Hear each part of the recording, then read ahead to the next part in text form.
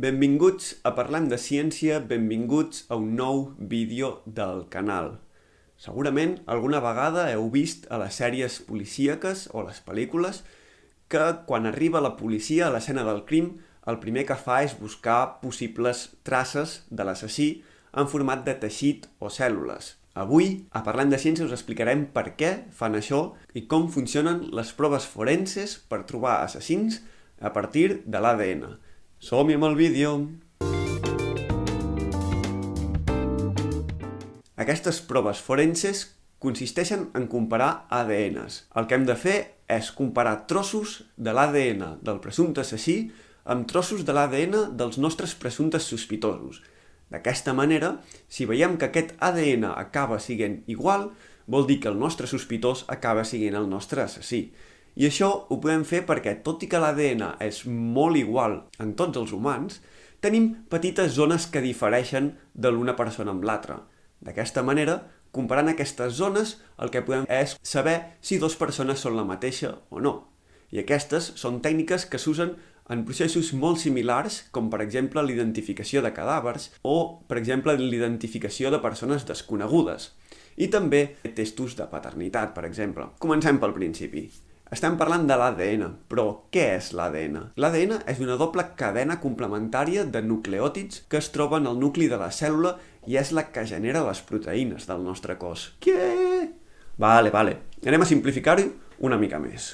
El nostre cos està compost de cèl·lules. Es calcula que aproximadament tenim uns 37 bilions de cèl·lules en el nostre cos.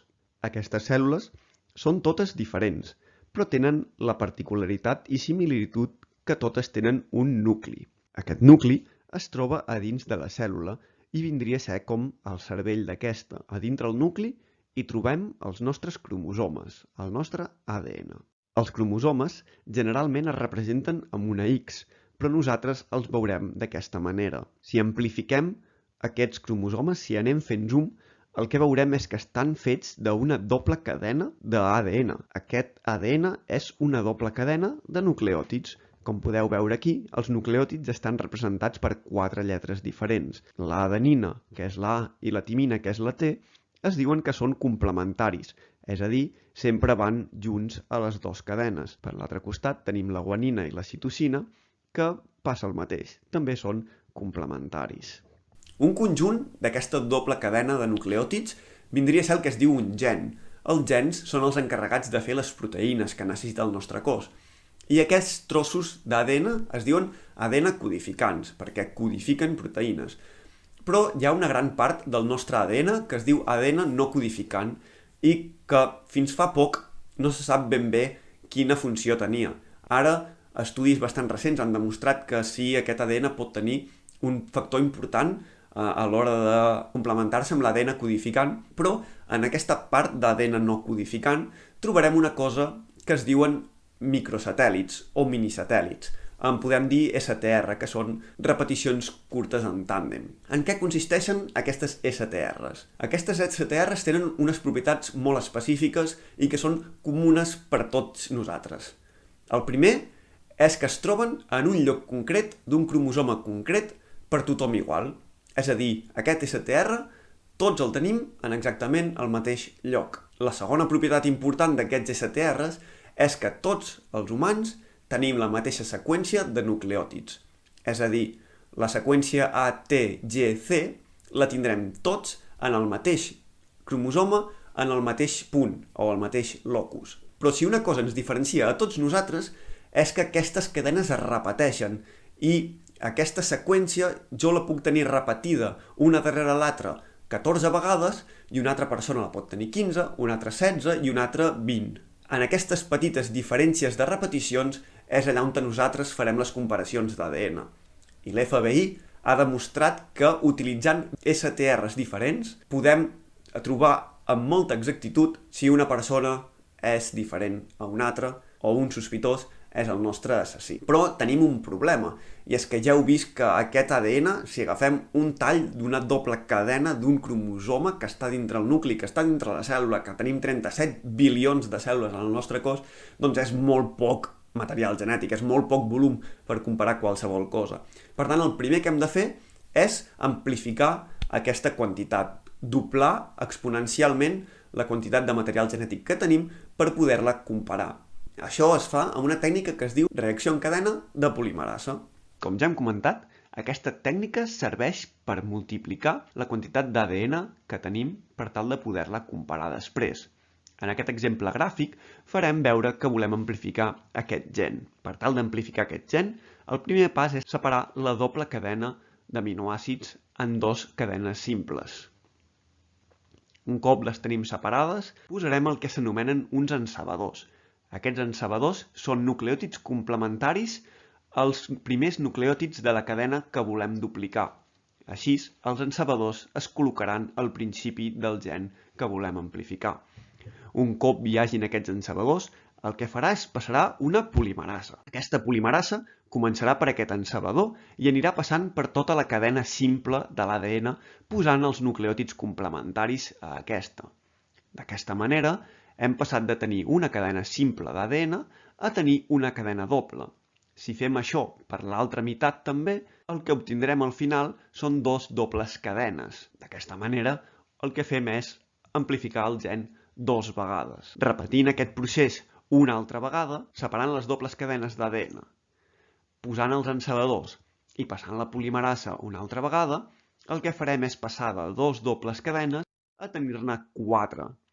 I 4 dobles cadenes signifiquen 4 vegades el nostre gen amplificat. Fent aquest procés diverses vegades, podrem passar a 8 vegades el nostre gen amplificat, després de 8 a 16, de 16 a 32, i així fins a tenir prou vegades aquest gen amplificat com per poder-lo comparar amb l'ADN del nostre sospitós. Així, ara ja tenim material genètic suficient com per comparar-lo. Però com es compara? Es compara utilitzant una tècnica que es diu Southern blot. Per tal de diferenciar aquests trossos d'ADN, el que es fa és es carrega aquest ADN a una piscina de gel, una piscina petita. No us penseu que una piscina olímpica. D'aquesta manera, podem carregar l'ADN de l'assassí i de varis sospitosos a la mateixa piscina de gel. Si l'ADN té una particularitat, és que té càrrega elèctrica negativa. Així, quan apliquem un camp elèctric en aquest gel, l'ADN es desplaçarà en funció del seu tamany cap al pol positiu. Així, les cadenes llargues, per tant seran més grans, es mouran més a poc i es quedaran més a prop del pol negatiu. Per altre costat, les cadenes petites i més curtes es mouran molt més ràpid i per tant estaran més a prop del pol positiu. No obstant, aquest patró que estem veient a l'imatge no és visible a simple vista. Per tal de fer-lo visible, el que farem és separar aquest ADN en simples cadenes una altra vegada i passar-lo a un filtre de nylon. Un cop aquest ADN està en aquest filtre de nylon, posem cadenes complementàries a aquests segments que tindran isòtops radioactius. Així, aplicant rajos X en aquest filtre, podem obtenir una espècie de foto del nostre patró que hem vist abans, similar a aquest. Sabent allà on hem carregat l'ADN de l'assassí i quins són l'ADN dels sospitosos, podrem veure que aquells que encaixin al 100% vol dir que serà el nostre assassí. De totes maneres, aquest procés està ara molt més automatitzat. Ara ja hi ha màquines que el que fas és, en comptes de posar isòtops radioactius, poses elements fluorescents i quan passen per la màquina, cada un té un color diferent aplicant un làser. La màquina ja sap que aquest que passa primer és aquest, que té aquest color, i et genera un patró com aquest.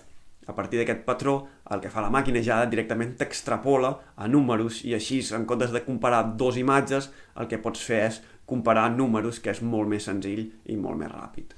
Doncs bé, espero que us hagi agradat el vídeo, espero que hàgiu entès una mica com funcionen aquestes proves, espero que hàgiu entès una mica també què és l'ADN, perquè segurament és un terme que entrarà en algun altre vídeo. Recordeu que em podeu seguir a les xarxes socials, a Twitter, Instagram, us podeu subscriure al YouTube, em podeu deixar comentaris amb feedback, em podeu donar like, que tot això, tot el que feu m'ajuda molt a seguir fent més vídeos.